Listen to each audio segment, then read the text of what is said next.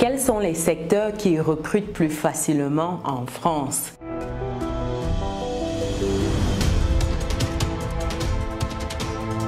Avant que je ne rentre dans le vif du sujet, si tu me découvres dans cette vidéo, je suis Chimène Nana, je suis maman, je suis entrepreneur, investisseuse. J'accompagne des personnes qui souhaitent investir dans l'immobilier sur les marchés financiers. Et il y a également ce livre qui est disponible, Vivre réussir en France, un livre qui prépare à l'immigration en France, une immigration sereine. Avec ce livre, vous avez les clés pour comprendre l'environnement où vous mettez les pieds. Tout ce qui est accompagnement disponible, comment vous pouvez bien gérer vos finances, comment vous pouvez investir, comment vous pouvez multiplier vos sources de revenus et progressivement atteindre votre autonomie financière. Le lien pour vous procurer le livre, je le mets dans le descriptif de cette vidéo. Et il y a également un groupe WhatsApp dédié pour tout ce qui est questions liées à l'immigration, à la régularisation.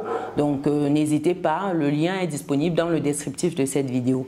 Après cette parenthèse, quels sont les secteurs qui recrutent plus facilement en France? Donc il faut dire qu'il y a certains secteurs où la demande est élevée et la main d'œuvre est un peu rare, il y a une pénurie on va dire, et donc parmi ces secteurs-là, on a entre autres comme premier secteur tout ce qui est santé et services à la personne. C'est de plus en plus difficile d'avoir des personnes, surtout après la Covid, là c'était très compliqué. Donc tout ce qui est médecin, infirmier, aide-soignant, autres professions liées aux soins de la santé, tout ça est en forte demande. Surtout, il faut dire également que la population française est vieillissante, donc il y a besoin de personnes qui s'engagent de plus en plus dans ce secteur qui n'est pas forcément facile au quotidien. Deuxième secteur ici, c'est tout ce qui est technologie de l'information et de la communication, tout ce qu'on appelle TIC. Donc ici, c'est par exemple les métiers liés au développement informatique, c'est par exemple la cybersécurité, l'analyse des données, tout ce qui est cloud computing, en fait tout ce qui a trait en fait à l'informatique, à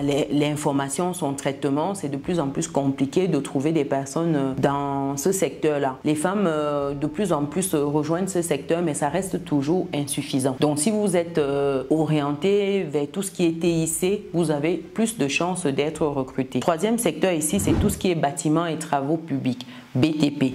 Et les métiers en fait de la construction, de l'ingénierie, des travaux publics, tous ces métiers recrutent régulièrement. Et vous avez en plus tout ce qui est infrastructure en cours, et c'est dans ce secteur-là que vous avez souvent pas mal de personnes en situation irrégulière, parce que c'est des métiers où le recrutement est souvent assez léger on va dire, parce qu'on veut juste savoir est-ce que tu sais le faire, par exemple est-ce que tu sais monter des murs, allez on te prend pour que tu montes les murs sans plus. Donc ça fait que c'est des métiers où on a beaucoup de travail illégal qui s'y cache quoi. En quatrième secteur ici, c'est tout ce qui est logistique et transport. Il faut dire qu'avec l'essor du commerce en ligne, les métiers liés à la logistique, au transport et à la gestion des chaînes d'approvisionnement sont en forte demande. Donc ça fait que si vous êtes dans ce couloir-là, ça peut être très intéressant pour vous. Cinquième métier, c'est tout ce qui est restauration et hôtellerie. Il y a de plus en plus de demandes dedans parce que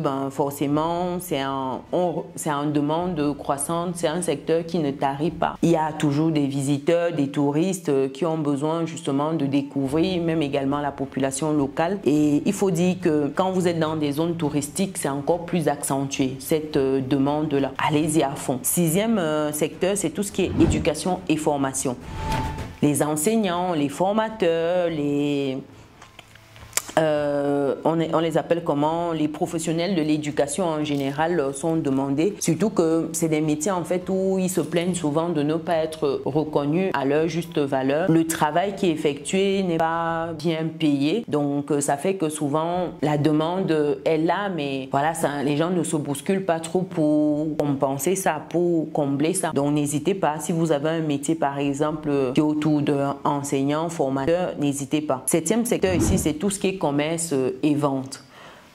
Commerce et vente ici, c'est tout ce qui est métier lié à la vente, au marketing, à la relation client, customer relationship, en fait tout cela. La demande est forte, surtout avec l'évolution du commerce digital. Donc même si c'est digital, il y a toujours besoin de quelqu'un derrière qui s'assure que les choses vont bien, qui gère en amont, etc. Donc huitième secteur, c'est tout ce qui est énergie renouvelable. Donc avec la transition énergétique, les métiers liés en fait aux énergies renouvelables, comme tout ce qui qui est technicien en photovoltaïque ou éolien, ça connaît une explosion, j'ai envie de dire. Ils sont demandés parce qu'on est de plus en plus en train de parler d'écologie. Lorsqu'on a en Occident, en France, écolo, polluer moins. Donc, ça fait qu'on cherche ces personnes-là. 9e secteur, c'est tout ce qui est services numériques. Les services numériques ici, c'est tout ce qui est spécialisation en marketing digital, tout ce qui est en e-commerce, expérience utilisateur. Tout cela est recherché. Donc, si vous avez des compétences, vous avez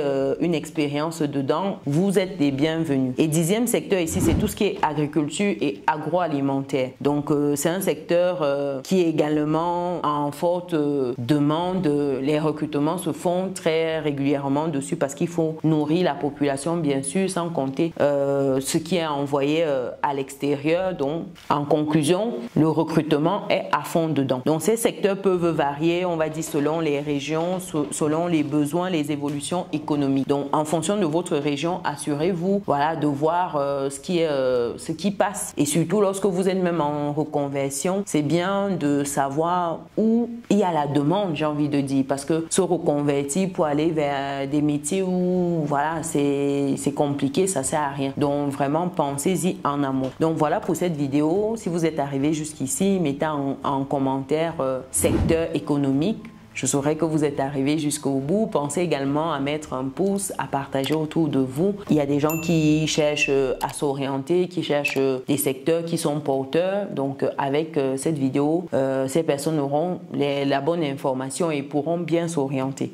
Sur ce, nous on se donne rendez-vous dans une prochaine vidéo. Ciao!